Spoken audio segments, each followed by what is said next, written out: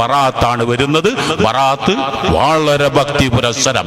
3 യാസീന് അസ്റിന്റെ മഗ്രിബിന്റെ ഇടയിൽ ഓതുക, ഇശാന്റെ മഗ്രിബിന്റെ ഇടയിൽ 3 യാസീൻ ഓതുക. ഇതൊക്കെ പണ്ട് പൂർവികർ ശീലിപ്പിച്ച.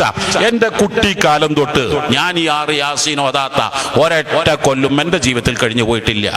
അത് ഉമ്മ ഉപ്പ വേണ്ടപ്പെട്ട എല്ലാവരുടെയും ദീർഘായുസിന് വേണ്ടി ഒരു യാസീന്, മറ്റൊന്ന് എല്ലാവരുടെയും ഭക്ഷത്തിൽ വിശാലതയ്ക്ക് വേണ്ടി ഒരു യാസീന്, മറ്റൊന്ന് എല്ലാവരുടെയും ആഫത്ത് മുസീബത്ത് രക്ഷപ്പെടുന്നതിന് വേണ്ടി സൂറത്ത് ദുഖാന്. എല്ലാവരും ആ നോമ്പ് നോൽക്കുക. അങ്ങനെ റമളാനാണ് അടുത്ത് വരാനിരിക്കുന്നത്. 10, 16, 17 ദിവസങ്ങളാണ് നോമ്പ് ഖളാ ആയ മുഴുവൻ ആളുകളും നോമ്പ് ഖളാ വീട്ടി തീർക്കുക. ഇല്ല എങ്കിൽ ഒരു കൊല്ലവും കൂടി കഴിഞ്ഞാൽ ഒരു നോമ്പിന് 800 മില്ലി അരി നിങ്ങൾക്ക് നിർബന്ധമാകും.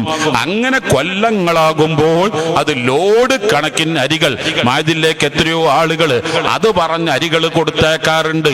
ഇത് കഫാറത്തിന്റെ മുദ്ദാണ്, അതാർക്കെങ്കിലും ധർമ്മം ചെയ്യണമെന്ന് പറഞ്ഞുകൊണ്ട്. അപ്പൊ അതൊക്കെ കൂട്ടി നോക്കിയാൽ അപ്പൊ ഖളായ നോമ്പുള്ളവരെല്ലാം ഖളാ വീട്ടണം. അതിലുപരി ഹക്കടപാടുകളെല്ലാം തീർക്കണം, മാന്യമായി ജീവിക്കണം.